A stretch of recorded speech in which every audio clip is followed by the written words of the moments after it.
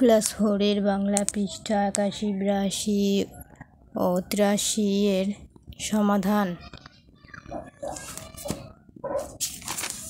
এখানে আছে শব্দ অর্থগুলো।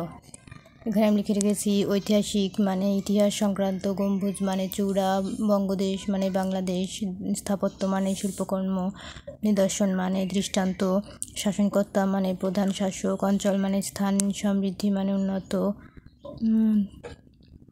প্রসিদ্ধ মানে বিখ্যাত, মসলিন মানে বিখ্যাত বস্ত্র, বিলিতি মানে ইংল্যান্ডের কোনো কিছু। তারপরে আছে অভ্যুত্তরপূর্ব মানে পূর্বে যা দেখা যায়নি, অস্তগামী মানে পশ্চিম দিকে ঢলে পড়েছে এমন, স্মৃতি মানে স্মরণ, লোকশিল্প মানে গ্রামের মানুষের তৈরি, বিস্মিত মানে অবাক, বাহার মানে শোভা, ম্যাপ মানে মানচিত্র, কদর মানে মান্য, খ্যাত মানে বিখ্যাত। তারপরে আছে প্রশ্নের উত্তর। সোনারগাঁও কোথায় অবস্থিত? ঢাকার দক্ষিণ পূর্ব দিকে নারায়ণগঞ্জ জেলায় অবস্থিত।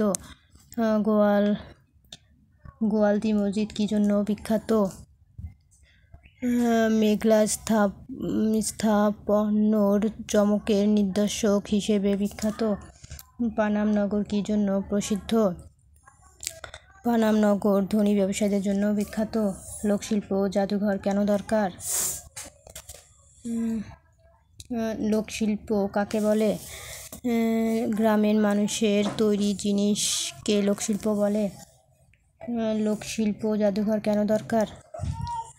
গ্রামের মানুষের জীবনযাপন, শিল্প সংস্কৃতি, ঐতিহাসিক সংরক্ষণের জন্য দরকার। জাদুঘর বলতে কি বুঝি? জাদুঘর বলতে বুঝি যেখানে একটি দেশের শিল্প সংস্কৃতি সংরক্ষিত থাকে।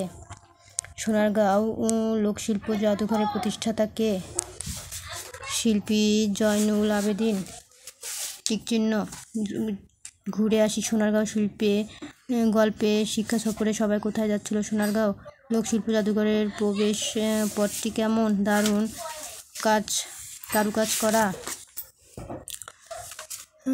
মসলিন কাপড়ের জন্য প্রসিদ্ধ স্থান সোনারগাঁও। ঢাকার আগে সোনারগাঁও ছিল দক্ষিণ পূর্ব বাংলার রাজধানী। দক্ষিণ পূর্ব বাংলার শাসনকর্তা ছিলেন ঈশা খাঁ। ঢাকা থেকে সোনারগাঁওয়ের দূরত্ব 27 কিলোমিটার। তারপরে আছে বামকরণ থেকে ডানকরণের মিলকরণ।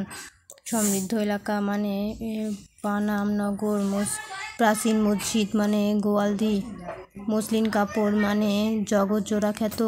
জয়নুল আবেদিন মানে লোকশিল্পের প্রতিষ্ঠাতা। ঈশা খাঁ ছিলেন সোনারগাঁওয়ের শাসনকর্তা।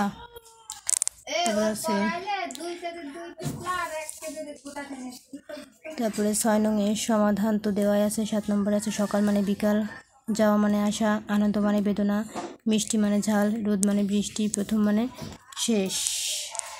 তো আজকের মতো এই পর্যন্তই। ভালো লাগলে চ্যানেলটি সাবস্ক্রাইব করে পাশে থাকবেন দ্বিতীয় পর্ব দেখার জন্য। ধন্যবাদ।